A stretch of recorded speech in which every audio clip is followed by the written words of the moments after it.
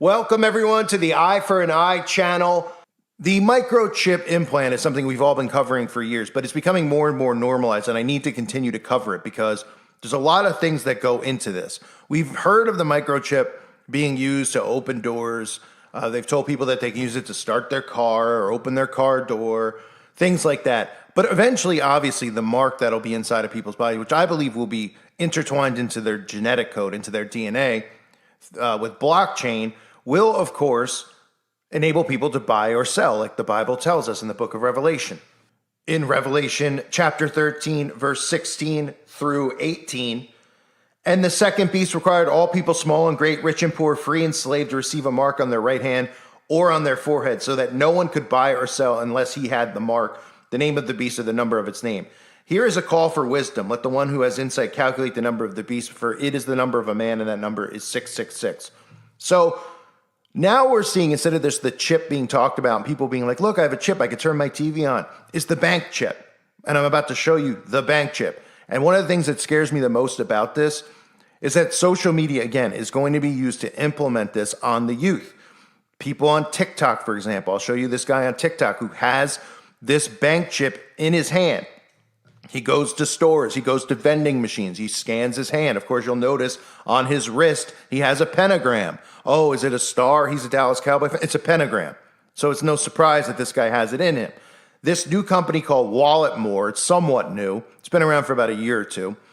It are one of the companies now that are getting pushing this. And in the UK, this person is the first in the UK, apparently, to get this implemented into his body, or excuse me, in Britain. He's the first in the British father is the first in the nation to be implanted with a safety pin-sized bank chip. I'll show you here the guy, how he does it, or excuse me, how they implement it, how they put it, or implant it, excuse me, into people's bodies, and of course, how they're going to market this stuff with TikTok. And of course, you'll see the sleazy guy who created it, who looks like he loves bagels.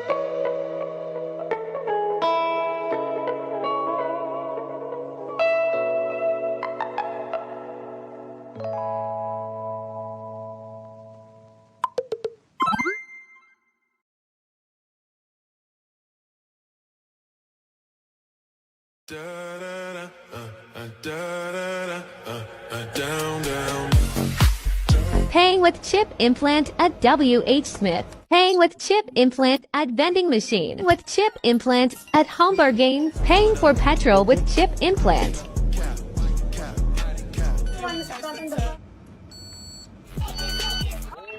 Oh my God!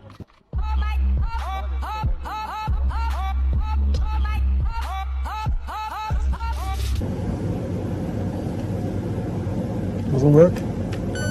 Oh, there we go.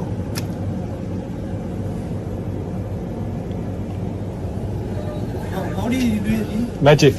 Huh? Magic. Ah, magic.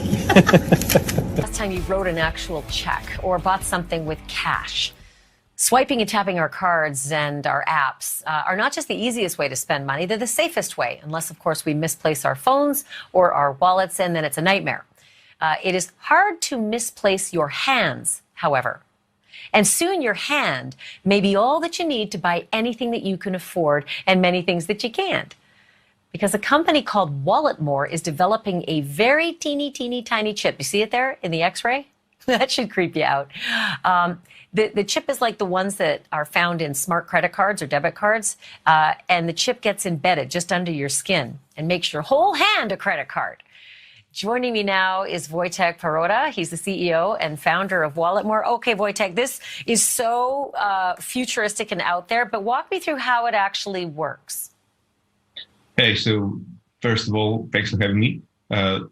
Let's look at the chip as a super small card that you can use wherever contactless payments are accepted. So it's exactly the same NFC technology, which stands for near field communication, and therefore it can be used only for the near field communication payments. So therefore you cannot be tracked, you cannot be monitored, you cannot be spied with that implant because it's exactly the same technology as credit card. So here's my worry, is that you can accidentally buy something by just having your hand too close to a machine, or you could accidentally have your data all stolen by shaking someone's hand, because a lot of times we protect our cards in cases that can't be penetrated. But if it's in your hand, it's really hard to do that.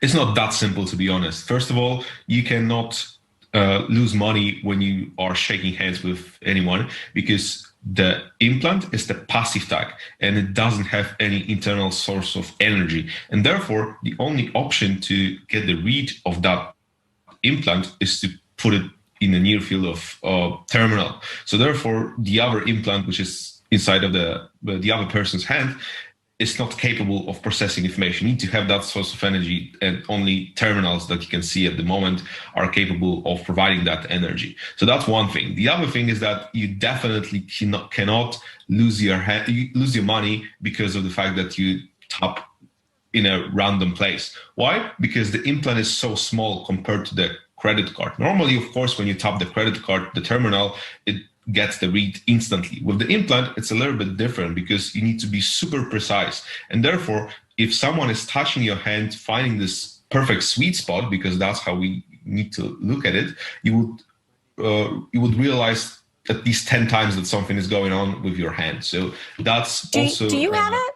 Wojtek, do you have it in your hand right now? Yeah, of course. Actually, the x-ray that you saw was for my hand, and that's how it looks. On my hand. So show me your hand. Is it possible to see it at all?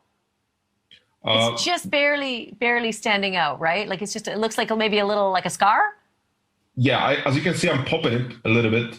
Oh man, that's crazy. Did you have a doctor insert it? Yeah, of course, that's part of the deal, because we are only building the implants. And when it comes to the installations, we want the whole experience to be as safe as possible. And therefore, we built a network of partners all across Europe and the US. So therefore, if you are ordering an implant from our side, it's of course shipped to you, but then you need to schedule the appointment with one of the specialists who will just set it up for you. So do you use it? Like, do you go up to a cashier and say, yeah, I'll just tap my hand? And if that's the case, what's the reaction from the sales clerks? Yeah, of course. I've been testing it myself since the very beginning. I have been the first person to get it installed, and reactions are pretty wild, to be honest. Sometimes people just don't care, but because when they are stuck in the office for like 10 hours, they just do not care. They just care about having the payment to be processed. But sometimes the reactions are really extreme, because when I tap my hand and there's clearly nothing hidden inside of the glove or anything else, anywhere else, they are just asking, how the hell is that possible? You need to have a watch somewhere down here in your shirt. But when I'm just taking it down and seeing and showing that, okay, there's nothing out there, then the conversation begins. But in most cases, it turns out to be like a positive conversation, because as long as I explain how it works and what's actually inside, they're pretty much optimistic about it. So there is an instant. Well, I'll tell you what, there's still a lot of regulatory there. I mean, this is a long way before its mass market appeal, but it is really interesting to see that you're on the leading edge of this and that you're doing it yourself as your lead guinea pig. Wojtek Perota, thanks so much for being on. I want to stay with you on this story to see how you do with the business. So this is something that is a little bit different, because they're talking about it being a bank card. Now, obviously, we've seen the stuff with Amazon, right? Where in the Amazon store, you can go into the store, you don't have to do anything. it automatically, as long as you have your phone on you, it automatically, you can just go in, take what you want, and walk out, and it automatically will pay for it. It'll track what you buy, etc. This is a little bit different because this is linked directly to his bank. This is provided from the bank, pretty much. The bank is connected, at least I should say, with this company. So all of his money is literally in his hand. So he can walk around, if he's got $100 in his bank account, he can go out and he can spend $100. You can walk up to anything that has the scanning capabilities, which we've all seen now with the tap and pay, which again, I've talked about over the years, how they went from, just a credit card to the chip, right? Then they started putting propaganda out there about the chip and how the chip was falling out of credit cards, to the tap and pay, where you just tap your credit card on the actual, credit card machine. And eventually, instead of tapping, this is going to be the next thing. And this is going to be pushed onto the youth. They know that older people are not going to do this. They know that people unless they're the complete libtard losers, they know that they're not, but they know they can influence children. That's why this New World Order to them is so important, to brainwash the youth out there with this crap. Because they know that they can say, let's put it on TikTok. Let's make it look really cool. Let's make it look really easy. Let's make it look really fun. Right? So people almost want to get it and go to the store and just run around and pay for things with their hand or their wrist.